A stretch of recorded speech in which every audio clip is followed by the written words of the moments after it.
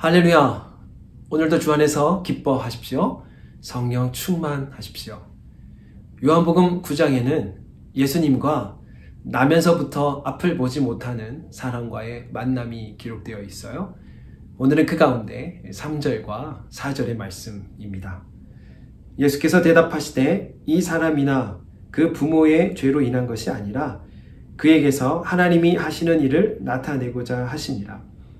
때가 아직 낮음에 나를 보내신 이의 일을 우리가 하여야 하리라. 밤이 오리니 그때에는 아무도 일할 수 없느니라. 아멘. 태생 소경인 이 사람을 보고 제자들이 질문을 하지요. 이 사람은 누구의 죄 때문입니까? 제자들은 소경에 대한 연민보다 당시 죄에 대한 일반적인 이해 가운데 누구의 죄 때문인가를 더 관심 있어 했습니다. 이런 생각을 해요. 저와 여러분은 무엇에 대한 관심을 먼저 갖고 있는가? 사실은 다른 어떤 것보다 그 사람에 대한 또한 그 사랑의 마음을 먼저 우리가 갖고 대하면 좋을 것 같다 하는 마음이 들게 돼요. 여하튼 예수님은 원인에 대한 이 제자들의 질문에 목적으로 대답하셨어요. 무엇 때문에가 아니라 무엇을 위해서 말씀하신 거예요. 그렇죠. 고난을 당할 때 우리가 어떤 생각을 먼저 하게 되나요? 이 고난의 이유가 무엇인가? 고난의 이유를 알고자 하는 것보다 사실 그 고난 가운데 하나님의 선하심을 아는 것이 더 중요하지요. 우리가 고난의 이유를 안다고 해서 그 고난을 의미 있게 잘 통과하는 것은 아니지 않습니까? 그것보다 하나님의 선하심을 신뢰하고 그 믿음이 있을 때 악을 선으로 만드시는 하나님을 경험하며 고백하게 됩니다. 이 3절, 4절의 말씀을 우리가 잘못 이해하면 하나님이 참 몰인정하시다 이렇게 생각할 수도 있어요. 하나님의 영광을 위해서 또 누군가에게는 이런 아픔과 고난을 주시는 것인가? 그런데 이 3절과 4절의 말씀을 어떻게 끊어 읽느냐에 따라 그 말씀의 깊이를 다르게 우리가 깨달을 수 있을 것 같아요.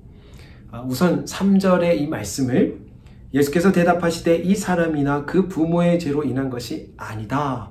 여기에서 끊게 되면 2절의 질문의 답을 이렇게 끊고 그리고 3절과 4절을 이어서 하나님이 하시는 일을 그 사람에게 나타내시고자 하심인데 때가 낮을 때 나를 보내신 이의 일을 우리가 하여야 한다. 이렇게 말씀을 연결하게 되면 질문에 대한 답을 앞에서 끊어내고 그리고 하나님이 하시고자 하는 그 일을 그 사람을 통해서 나타내고자 하시는데 낮을 때, 기회가 주어졌을 때 나를 보내신 하나님의 그 뜻을 우리가 이 가운데 하여야 할 것이다.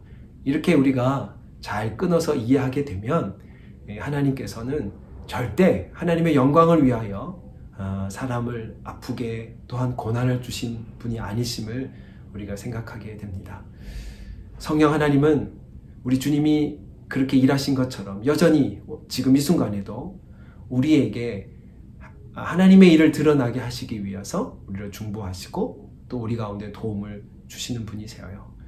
우리가 하루를 살아가면서 우리를 통해 드러나고자 하는 하나님의 그 놀라운 일을 우리가 잘 해낼 수 있도록 성령의 인도하심 가운데 이 하루를 그렇게 그 능력으로 우리가 승리하게 되기를 주님의 이름으로 축복합니다. 함께 기도드리겠습니다. 사랑 많으신 아버지 하나님, 주님께서는 우리에게 다른 어떤 이유보다도 하나님의 그 영광을 나타내시기 위해서 우리에게 또한 이렇게 행하고 계심을 우리가 기억하며 우리에게 맡겨진 이 소임을 주님의 그 능력 가운데 우리가 잘 해낼 수 있는 이 하루 될 수 있도록 주님 인도하여 주옵소서. 예수님의 이름으로 기도 올립니다. 아멘.